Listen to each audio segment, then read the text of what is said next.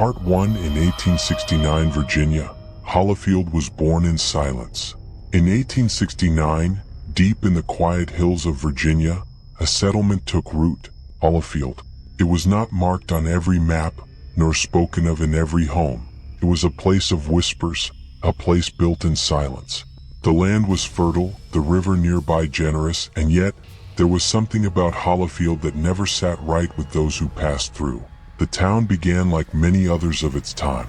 Small farms, modest wooden homes, a single church with a bell that rarely rang. But unlike other places, Hollowfield was not founded by dozens of families. No, it began with just one, the Hollowfield family. Their name carried weight. Their wealth seemed endless. In an era when most scraped to survive, they built a sprawling estate that loomed over the town like a watchful sentinel. High iron gates, stone walls, and windows that glowed at night even when no lamps were lit inside. Neighbors whispered that the Hollowfields had not merely chosen the land had chosen them. At first, it was prosperity that defined them. Their crops never failed. Their barns were always full. Their home never knew hunger or cold. For the struggling townsfolk, this was a marvel. Some even considered it a blessing. But blessings come at a price. And in Hollowfield, the price was silence. The family spoke little of their past. They welcomed no questions and shared no explanations. Their children rarely played outside. Their servants came and went like shadows, nameless, faceless, forgettable. Yet, as the seasons passed, Hollowfield thrived. Other families settled nearby, drawn by the promise of good soil and safer days. But all of them lived under the gaze of the Hollowfield mansion, a place no one dared approach after sundown. Old letters and journals from the era describe strange happenings even in those early years. Flickering lights dancing in the woods. The sound of a woman's laughter carried by the wind, though no one was there. And most chilling of all, shadows that stretched against the ground in directions the sun could never cast them. The church bell rang only once in those years, when a traveling preacher stopped in Hollowfield. He spoke of salvation, of God's light against the creeping dark, but his sermon ended abruptly. The very next morning he was gone, his wagon abandoned, his Bible left open at the altar, his name never spoken again. The Hollowfield family, however, seemed untouched. If anything, their fortune grew. Their children, pale and quiet, dressed in garments finer than anything the town had ever seen. Their matriarch, Eleanor Hollowfield, was often seen at her window, staring at the hills, never blinking, never smiling. Her husband, Jonathan Hollowfield, carried a presence that silenced even the boldest man. He was not cruel, not violent, but his words were final, his gaze unsettling. Town records show he rarely attended gatherings, yet somehow every decision made in Hollowfield seemed to carry his silent approval. It was as if the family's will was the town's law, though no one remembered agreeing to it. But it was in the fall of 1869 that the first true rumors began. One farmer wrote in his diary, "I saw them at dusk, gathered in their parlor, though no fire burned. They stood in a circle, hands clasped, heads bowed, murmuring words I did not know. And when I blinked, they were gone." The word spread quietly, the Hollowfield Pact. What it meant, no one knew. Some said it was superstition. Others swore it was a deal with something not of this earth. But one truth clung to Hollowfield like fog. Whatever the pact was, it kept the family untouchable. The winter of 1869 should have been brutal. Crops had failed across Virginia, and hunger crept through every village. Except Hollowfield. Their barns overflowed. Their smokehouses carried the rich scent of cured meat. Their children grew strong as others starved. And that winter, townsfolk began to notice things. At night, smoke rose from the Hollowfield chimneys even when no fires burned. The mansion's windows glowed long past midnight. And on nights when the moon was full, voices echoed from the hills, low, guttural, in a language that no one could place. The Hollowfield Pact was no longer just rumor. It was a secret everyone knew but no one dared speak aloud. And so the town lived on, under the family's shadow, under their silence, under their pact. But even the strongest walls cannot keep darkness contained forever. And in Hollowfield, that darkness was waiting. The Hollowfield Pact had begun, and soon, its price would be paid. Every pact has a cost. Part 2. A family's fortune always hides a price. By the winter of 1869, whispers had grown too loud to ignore. The town of Hollowfield knew that the family's fortune could not be chance. Not when others starved, and they feasted. Not when barns burned, and theirs stood tall.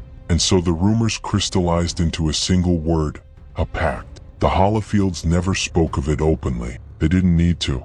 Their silence was answer enough. Neighbors wrote of seeing the family gathered in the dead of night, their windows glowing with strange bluish light. The family stood in perfect circles, their shadows stretching unnaturally across the walls. There was no fire, no lantern, and yet the room flickered as if lit by something alive. The Hollowfield Pact. But what was it?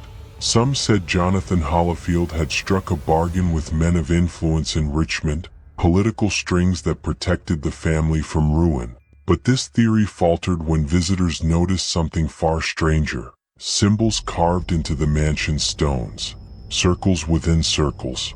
Marks older than the house itself. Others whispered of Eleanor Hollowfield, that she was not merely a matriarch but a keeper of something ancient, that her long silences at the window were not stares into the hills, but conversations with what lingered beyond them. In one account, a servant described her voice, not gentle, not cruel, but something deeper. She spoke to shadows, the servant wrote, and the shadows spoke back. The servant never returned to Hollowfield. The year 1870 dawned with an omen. The town awoke to find every church bell in the valley ringing at once. No hands pulled their ropes. No wind moved their steeples. Yet their cries echoed for nearly an hour, shaking windows, shattering glass. And when silence fell, the Hollowfield mansion burned with candlelight though no flame was seen. The townsfolk grew restless. Some wanted to confront the family. Others warned that interference would mean death. In the end, fear prevailed. Hollowfield lived on in uneasy obedience, watched over by gates of iron and windows that glowed without fire. But a pact is never silent forever. Eventually, its terms must be revealed. That spring, a farmer claimed to have found evidence. He stumbled across a clearing in the woods near the Hollowfield estate. In the center lay stones arranged in a perfect circle, stained dark with something that was not earth. At the circle's heart was a wooden box, sealed tight. He swore he heard voices within. He ran, never opening it, never returning. Later, when others searched for the place, there was no clearing, no circle, no box. The woods were whole again. The Hollowfield children too bore signs. They rarely aged, their pale faces untouched by sickness that ravaged other families. Their eyes seemed too old, too knowing. Witnesses recalled a boy, no older than 10, who stood motionless for hours, whispering to the air. When approached, he smiled, but his lips never moved. One girl, Margaret Hollowfield, was said to carry a doll she never let go. Townsfolk swore the doll's eyes followed them. One traveler claimed the doll's dress changed colors overnight. And then there was Jonathan Hollowfield himself. His presence grew heavier, his voice deeper, as though something else spoke through him. At a town meeting, he spoke just 2 words: "It is settled," and no one dared ask what he meant. Yet from that day, no one attempted to question the family again. The pact remained a mystery, but not forever. In late 1870, a single page was discovered, torn, weathered, and hidden inside the church pew. Written in Jonathan Hollowfield's hand, it read, "We promised them devotion. We promised them silence. And in return they promised us eternity. They will come when the veil is thin, and we will not resist." The page ended there. The pastor who found it burned it immediately, but not before recounting the words in terror. His congregation fled the church, and by nightfall the pews stood empty. The Hollowfields' wealth grew stranger still. Their estate expanded while others crumbled. Their fields yielded harvest in soil long barren. Even animals seemed drawn to them. Crows circled their chimneys, wolves howled near their gates, yet never entered. It was as though even nature recognized their claim. But power comes with hunger, and hunger always returns. The Hollowfield Pact demanded more. For every gift granted, something must be taken. It began with livestock disappearing, then farmhands, strangers passing through town who never reached the next village. By the time questions were asked, the answers had vanished like smoke. The Hollowfield mansion loomed above it all. Servants said its walls grew colder, its halls longer, that doors appeared where none had been, that once a boy walked into a room and was never seen again. His mother asked, and the Hollowfields only stared. A diary entry from 1871 tells of Eleanor Hollowfield standing in the snow, her hands stained dark, her breath steaming though the air was still. She whispered, "The pact is kept, the pact is fed." And when asked what she meant, she only smiled. The family's fortune was no miracle, was a bargain. And as the years would show, its cost would be unbearable. Every pact demands a payment, so Hollowfield would pay in blood. Every gift takes something away. Part 3, Every pact demands a payment. By 1871, the Hollowfield estate was no longer a house. It was an omen. The land itself seemed restless. The soil cracked, though rains had fallen. The woods grew thicker, though axes swung daily. And the townsfolk whispered that the family's pact, whatever it truly was, had begun to bleed into everything around them. The first signs were subtle. Shadows stretched longer than the sun allowed. Lanterns flickered even when the wind was still. A low hum, like distant chanting, drifted across the fields at night. No one could trace its source. Livestock began to vanish. Whole herds gone before dawn. Their prints led to the Hollowfield woods, and ended there as if the ground itself had swallowed them. Farmers who entered the forest spoke of feeling watched. One described the trees leaning closer, branches curling like claws. He never entered again. And then came the dreams.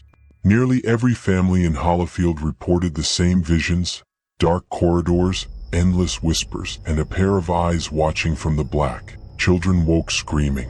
Mothers found their sons and daughters sleepwalking toward the Hollowfield mansion. One boy was discovered at the gates at dawn, his hands raw from clawing at the iron bars. He said only one thing: "They called me by name." Inside the mansion, the family grew stranger still. Servants spoke of Eleanor Hollowfield spending hours before a cracked mirror, whispering names no one knew. Sometimes her reflection moved even when she stood still. Jonathan Hollowfield became more reclusive. He no longer attended meetings. Instead, his orders arrived written in ink that shimmered faintly under moonlight. The handwriting was his, and yet not his. The Hollowfield children were seen less and less. When they did appear, their eyes looked clouded, almost glassy, as if staring through people rather than at them. Townsfolk claimed their laughter no longer sounded human, too sharp, too hollow. And then, the animals turned. Crows gathered by the hundreds, blanketing rooftops until daylight was swallowed. Dogs howled without pause, their eyes reflecting light like mirrors. Horses refused to pass the Hollowfield estate, digging their hooves into the dirt until they bled. One evening, a farmer's wife swore she saw figures moving across her field. Dozens of them, tall and thin, with arms that stretched too far. When her husband looked, there was nothing. But by morning, the wheat had withered to ash. The town began to crumble under the weight of fear. Families packed wagons, abandoning Hollowfield in silence. Those who remained spoke little, their eyes fixed on the mansion at the hill. And then came the plague.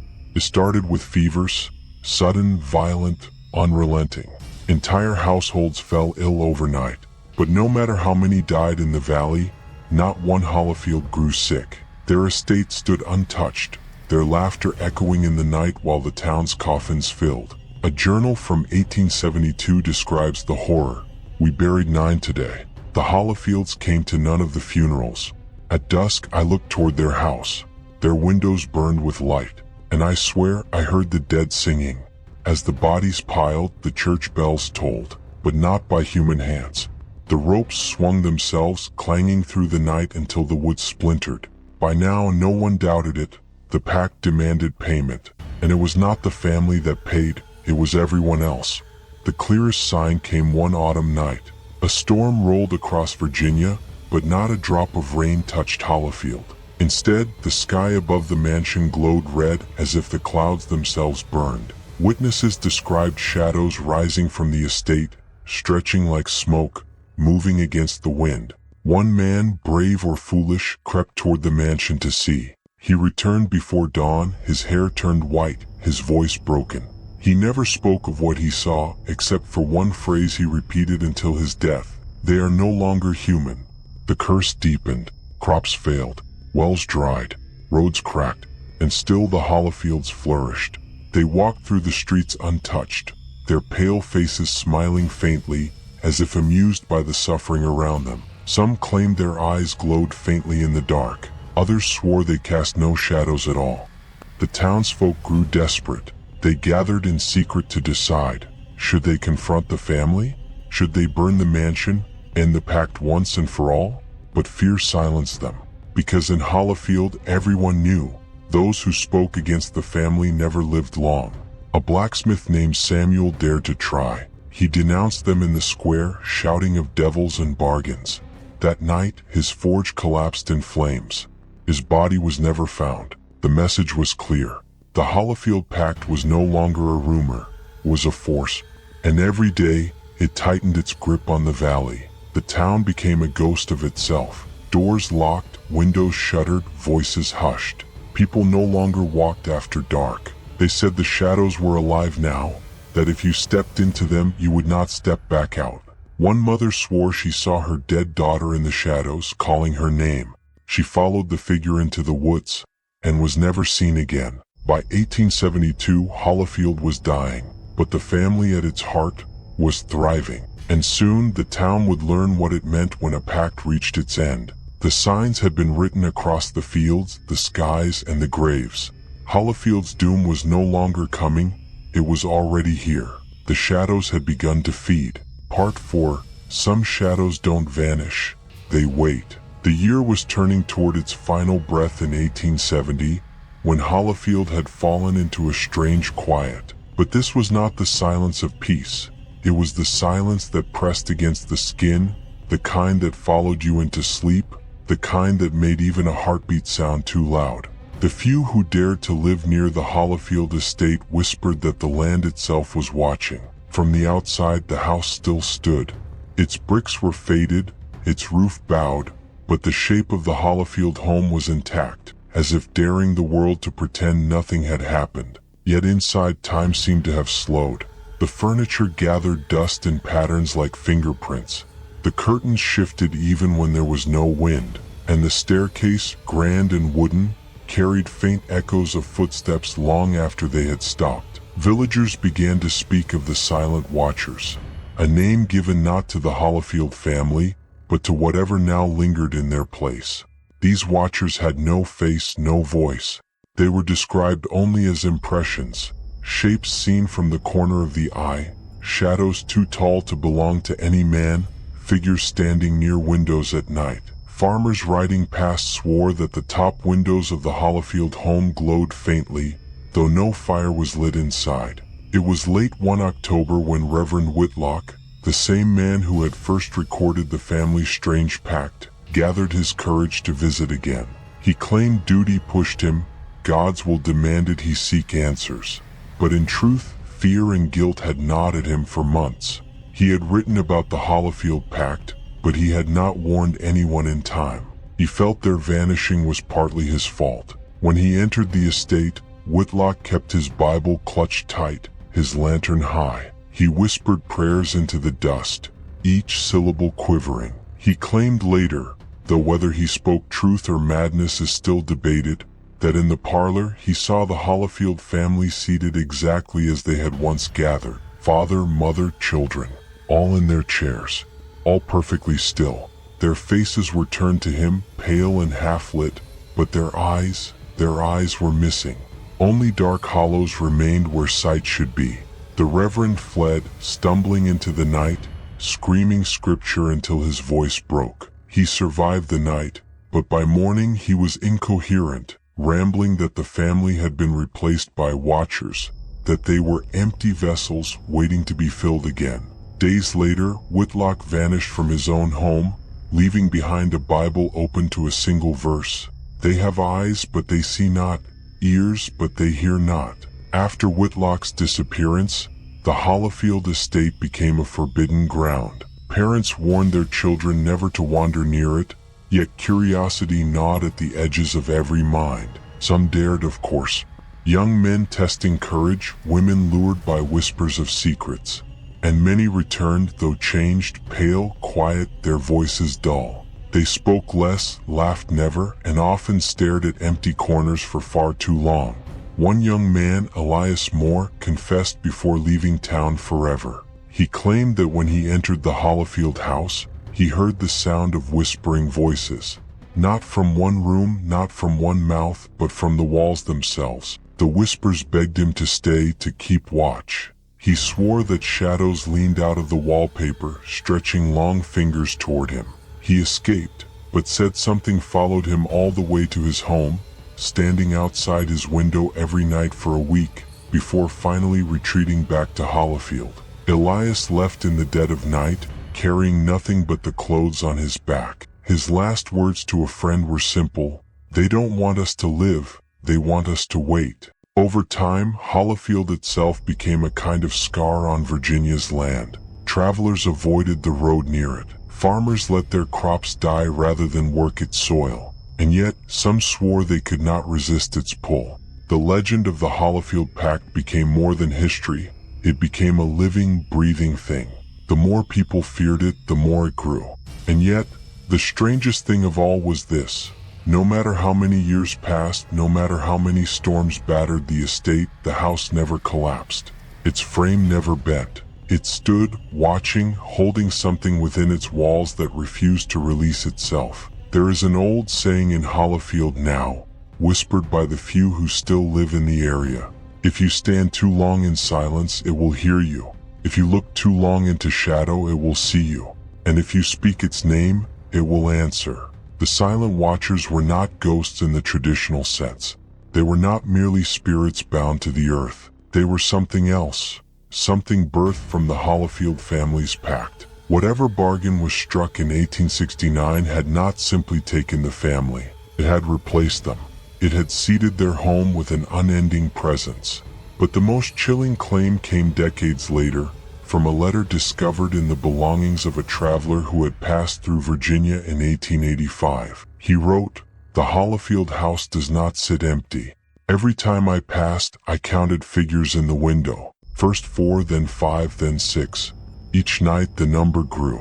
By the time I left, I saw 10 shapes, all waiting. And I knew if I had stayed one more night, I might have joined them." The Hollowfield Pact was no longer a tale of one vanished family. It was becoming something larger, a seed that could grow in silence, a darkness that multiplied in shadow. And the watchers were patient.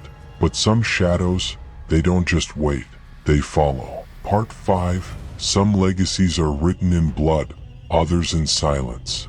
The year was 1875 when the Hollowfield name was finally erased from Virginia's official records. No heirs, no property claims, no living relatives willing to stand. On paper, it was as if the family had never existed. But stories have longer lives than documents. And in Hollowfield, the story of the vanished family refused to die. By then, the house had become more than abandoned. It was a wound, a rotting landmark whispered about in taverns and in the shadows of churches. Strangers passing through town were often warned, "Don't go near Hollowfield. The pact is still alive." Yet not all listened. In 1878, 3 men from Richmond arrived, surveyors tasked with measuring the estate for sale. They entered with heavy boots and skeptical minds, laughing at the locals' fear. For days no one saw them emerge. On the 5th day, a single horse returned to the village, its riderless saddle stained with something darker than mud. The men themselves were never found. The Hollowfield Pact had become a curse that reached beyond one family. It was swallowing anyone who dared to enter its silence. But the deeper mystery came from whispers that began to spread in surrounding towns. Farmers miles away claimed to see shadows on their walls at night, shadows that moved even when no light burned. Travelers swore they heard voices calling from the woods, voices that sounded like children asking for help, only to fade into hollow laughter. Some claimed that artifacts taken from the house, Old books, a cracked teacup, even a child's shoe, brought nightmares so vivid that owners either destroyed them or returned them to Hollowfield under cover of darkness. One chilling account came from a woman named Clara Wright, who admitted to stealing a Hollowfield candlestick as a kind of proof of her courage. Within nights, she claimed she saw the candlestick glowing faintly in the dark, though no flame was lit. She returned it in terror, but said she woke every morning afterward with soot on her hands. Clara left Virginia soon after, saying only, "It's not just their house anymore. It's wherever they are remembered." By the turn of the century, Hollowfield had become folklore. Parents used the tale to warn children against wandering at night. But beneath the surface, whispers grew darker, because those who studied the old records discovered something uncanny. The Pact was not unique. Hidden in archives and journals across America, there were scattered mentions of similar disappearances, families vanishing, homes standing untouched, whispers of bargains struck in desperation. Hollowfield, it seemed, was not the first, and it would not be the last. As the decades passed, the house refused to collapse. Storms battered it, fires threatened it, yet still it stood untouched, like a monument to its own shadow. In 1923, a historian named Jonathan Keene dared to step inside, determined to document the truth. He left pages of notes, describing the sensation of being observed by a dozen unseen eyes. His journal ended with a final entry, "I think I understand now.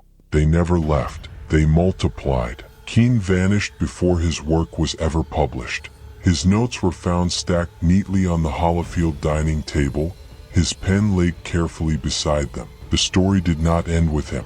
Travelers of later years, 1930, 1955, even 1972, continued to speak of strange sightings. Some swore they saw the Hollowfield children, forever young, staring from the upstairs windows.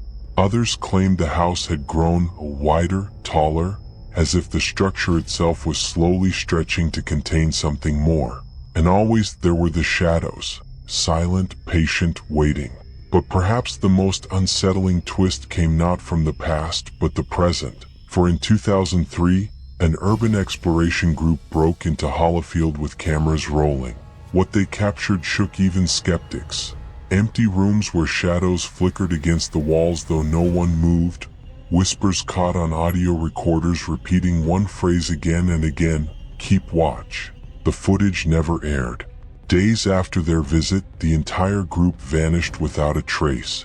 Their equipment was discovered near the estate, batteries drained, screens cracked. Locals say the footage was cursed, that anyone who has seen it has not lived long enough to share it. So what was the Hollowfield Pact? A desperate bargain with something beyond human? A curse born of greed or grief or madness? No one can say. What is certain is this: the family did not vanish. They transformed. Their legacy is not of bloodlines or land, but of shadows. And the pact they made continues to echo through every corner of their story, waiting for new voices to answer. If you travel near Virginia, you may hear it too. A faint rustling in the trees, though no wind blows. A figure standing in the field at dusk, still and silent, watching. A name whispered in the dark, Hollowfield. And if you feel the urge to turn your head, to look into the shadow that waits beside you, remember this: some legacies do not end with death. Some legacies outlive history itself. Because the Hollowfield Pact was never just about a family. It was about whoever is listening now.